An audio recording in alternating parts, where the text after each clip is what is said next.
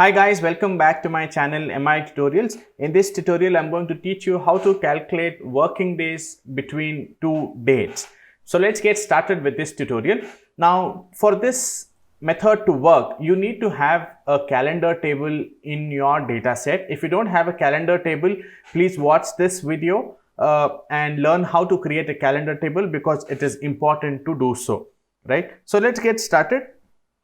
So in the calendar table that we have here, I'm going to create a new column. I'm going to call this column as is working day. So we're basically trying to identify if the date that we have is that a working day or not. So we'll say is working day is equals to not weekday, and then I'm going to enter the date from my calendar table, calendar date. Okay, I'm going to close the bracket here and then type in open curly brackets 1, 7. I'm going to close the brackets here and press enter. So what this is basically doing is, let me take you to the data set here. It is now telling us if this particular date that I have here, it is a true or false. If it is false, then it is a weekend. If it is true, then it is a weekday. Okay, so now let's go ahead with the second column that we will be creating in our data set. So this is now going to be in our fact table. My fact table here is the 50,000 sales records here. So I'm going to go here, click on new column. I'm going to call this as working days is equals to calculate, and then I'm going to say count rows of my calendar table.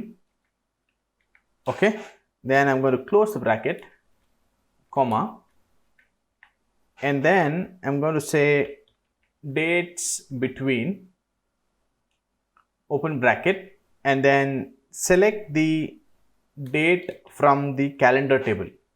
Okay, calendar table date, comma, and then choose the start date of your data set. For example, in my data set, my start date is going to be the ordered date. Okay, so I'm going to choose that this and my order date. Okay, and then I'm going to enter the end date, which is going to be my ship date. Okay, so ship date. Okay, and then I'm going to close the bracket, comma, and then I'm going to say date. Sorry, I'm going to select the calendar table is working day, the column that we just created. Okay, is equals to true, and then comma, and then I'm going to say all of my 50,000 sales record, that is the fact table of your data set, and then close the bracket and press enter. So working day is the column that I created. I'm going to bring this up over here. So let us see what's happening. So it's now telling us that from 2nd to 3rd August, it is 2 days. Likewise, for 2nd to 7th August, it is saying it is 5 days. So let's pull up the Excel here. So this is 2nd August to 7th August to quickly verify.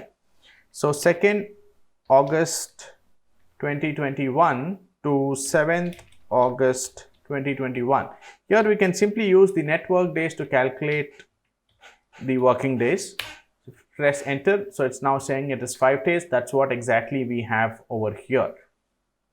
So that's about it, guys, in this particular tutorial. I hope this video has helped you. You've learned something new today. Please consider subscribing to my channel for more such tutorials.